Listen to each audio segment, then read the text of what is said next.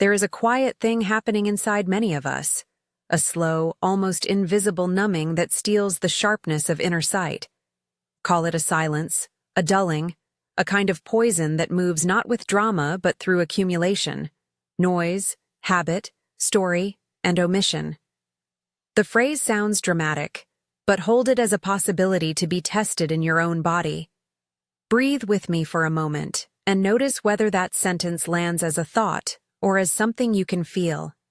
Imagine a small, dark room in the center of your skull. It is not empty. It hums with tiny rhythms, with a light some traditions call the inner eye. For thousands of years across cultures, that center has been described as the seat of perception beyond the five senses, a place of intuition, of dream vision, of subtle knowing. Modern language abbreviates it to pineal gland, yet in the older languages of initiates it is spoken of as the luminous organ of memory and presence. What I will say next is part history, part metaphor, and part invitation to somatic inquiry. Many streams of esoteric teaching suggest that something, call it neglect, cultural conditioning, or a systematic dampening, slowly dims that inner radiance.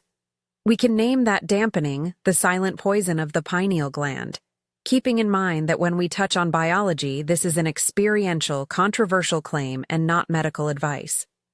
There are reasons to treat this topic as both ancient and urgent. In the mid-20th century, a cache of texts was found near the village of Nag Hammadi in Egypt, writings that preserved a different vocabulary for spiritual knowledge than the official canons. Among them are fragments and treatises later labeled Gnostic, including the Gospel of Philip, which speaks of knowledge as memory, of an experience that awakens what was always within. These texts were marginalized by dominant institutions for many historical reasons. Their survival in secret collections shaped a narrative of suppressed knowing. I do not present those texts as replacements for other spiritual traditions or as undisputed history. Rather, let them stand as evidence that across time there have been practices and teachings insisting that direct, embodied access to spiritual perception exists, and that for some reason, access was discouraged or hidden. When those traditions talk of suppression, they use metaphors, architects of the visible world who prefer intermediaries, forces that distract with noise, patterns that divert attention from the inner light. Modern language calls similar patterns information overload, cultural conditioning, or environmental influences. All of these can act like a slow, silent poison, not a toxin in a laboratory sense, but a shaping of attention and physiology that makes inner sight harder to trust. Let me be clear. Any biological claims about calcification, toxins, or disease affecting the pineal should be treated as speculative here. What I offer is an embodied practice and an interpretive framework, a way to verify for yourself whether something shifts when you attend differently. If you are willing, I will guide you through a safe, simple practice. Slow breathing, gentle touch, and focused attention on three somatic points that many older teachings associate, metaphorically and symbolically, with openings or blockages related to inner vision. In this presentation, we translate those three marks into three practical checks. These are not diagnostic tests. They are invitations to notice. They are small, ritualized measurements you can make with your hands and breath. If at any point you feel uncomfortable, stop and rest. This is an experiential, spiritual perspective, not medical advice. Close your eyes if that feels safe. Take 3 even breaths. Inhale through the nose for a count that feels natural. Let the belly lift, then exhale fully, letting the ribcage soften. Let the air be slow and full, like an old bell settling into silence. With each exhale, imagine the tightness around your forehead and temples melting away. We begin by orienting the nervous system. When attention calms, subtle perception becomes easier. The first check, an entrance, a base point. Place the flat of your hand at the base of your skull, where neck meets head. Use a gentle, receptive touch, no pressure. You are mapping sensation, not probing for a problem. Notice temperature differences, slight hollowness, or a sense of weight. Many people report a subtle looseness, a little widening of space beneath the hand, or a faint vibration.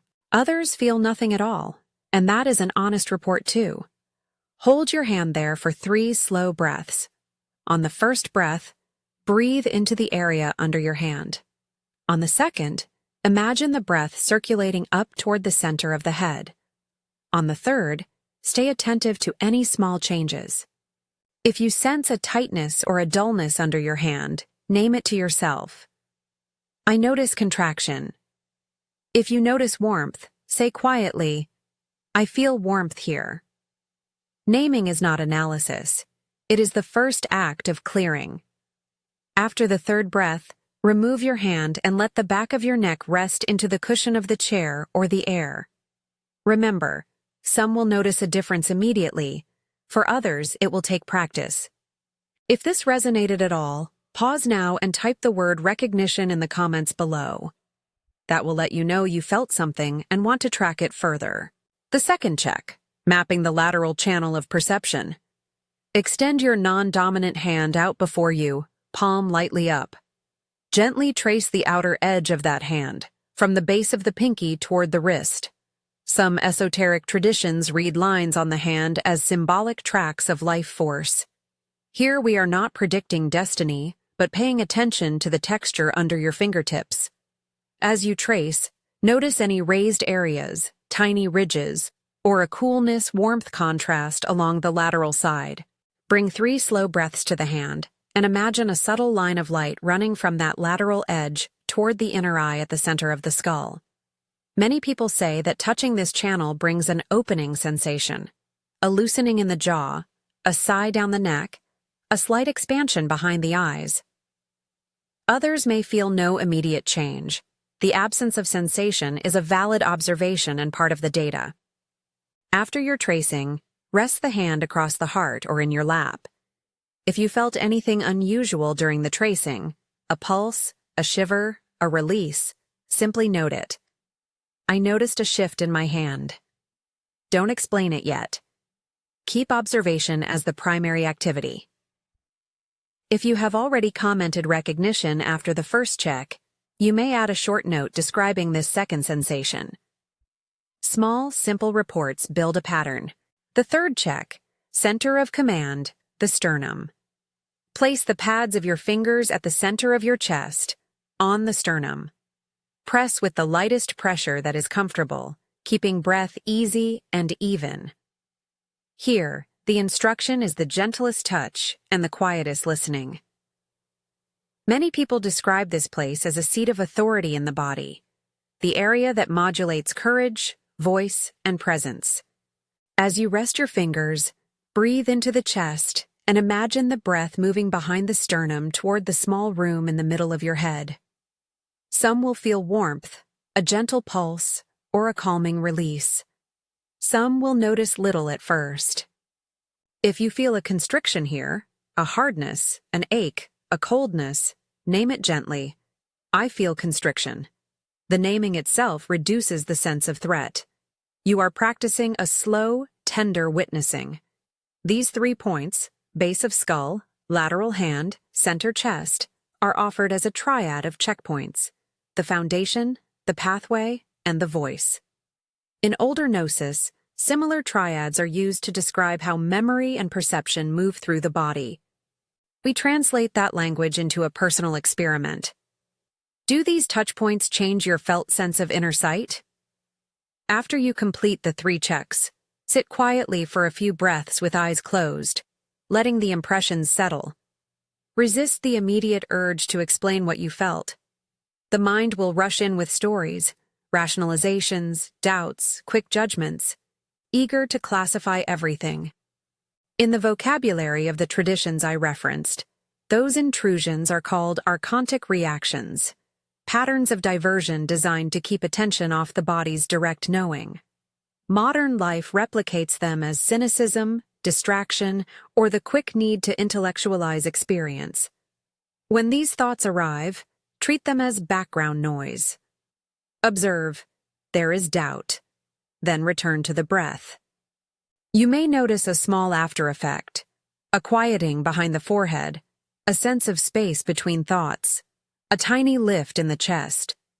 Such effects are not proof of metaphysical truths. They are evidence that subtle shifts in attention can change somatic state. Many people report warmth, a softening of facial muscles, or a clearer inner non-verbal sense. Others do not feel these things at all. Both outcomes are meaningful. The practice is not about proving who is right and who is wrong. It is about reclaiming the capacity to check, to notice, and to remember that the body speaks in subtle registers. Expect resistance. The first time you try this, the mind may flood with objections. This is placebo. I'm imagining it. It's just my imagination. Those comments are part of the landscape. Call them out compassionately. I hear you. Doubt. Then, let your attention return to the body and the breath. The ancient teachers said that the guardians of the ordinary world react when someone tries to remember interior laws. Their presence is proof that the person is on the right track, not that they must stop. In practical terms, this means simply acknowledging skeptical thoughts and bringing curiosity back to sensation. Curiosity is stronger than disbelief when you keep returning to it. If you continue to practice daily, even 5 minutes each morning, patterns can begin to change. Attention trains the nervous system. Small rituals of touch and breath become a language the body remembers. Over time, many report that the inner eye feels less timid, that intuition becomes a quieter companion rather than an erratic flicker. Again, this is a subjective account. No promise of cure or awakening is being made here.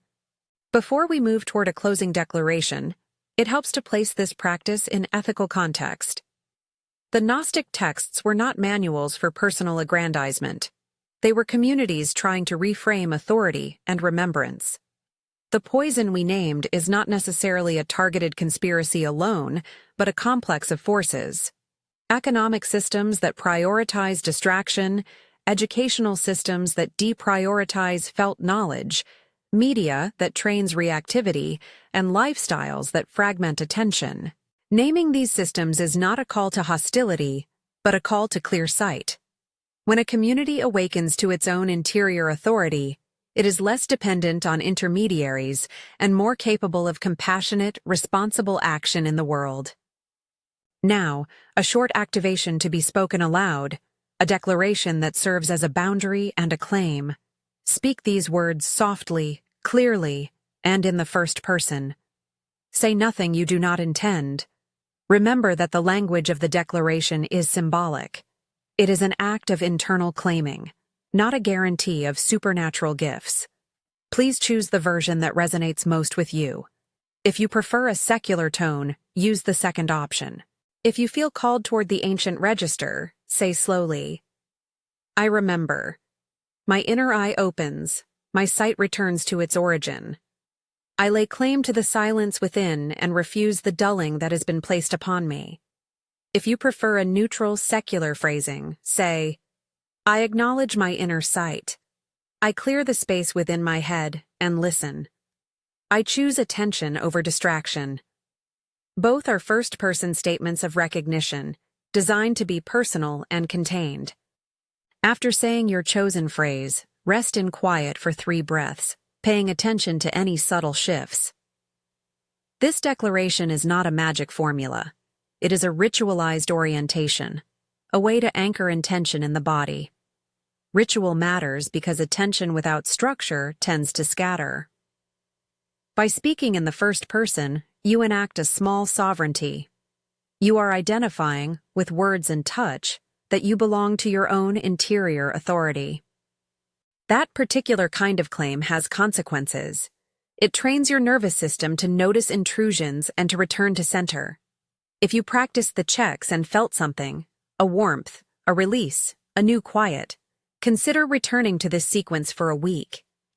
Keep notes in a journal, what you observed, what thoughts showed up, and whether any patterns shifted. Over time, you may notice recurring responses. Share these observations with a small trusted group if you have one.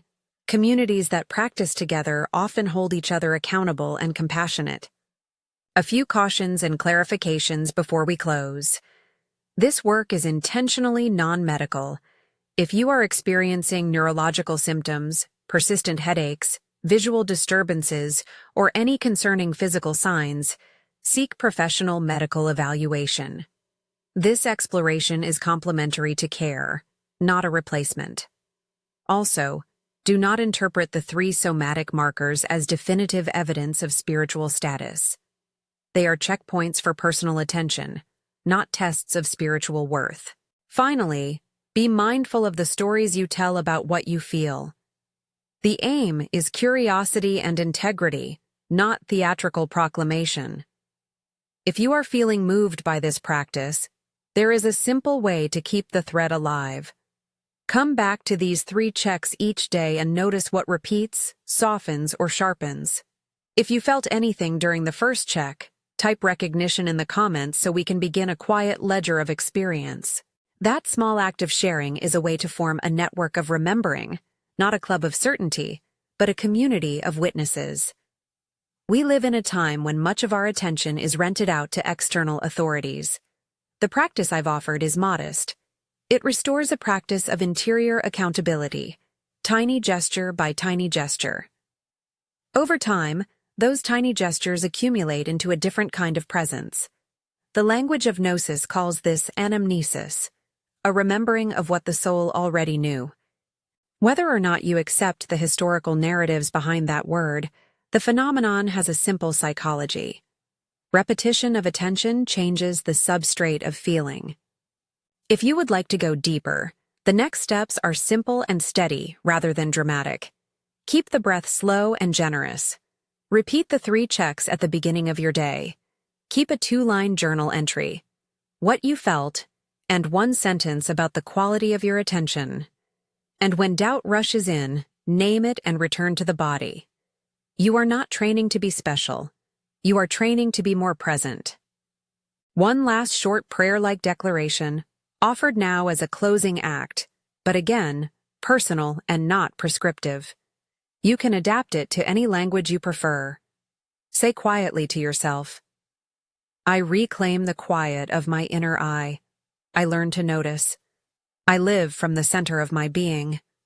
Or in a secular form, I choose to attend to my inner life. I practice clarity.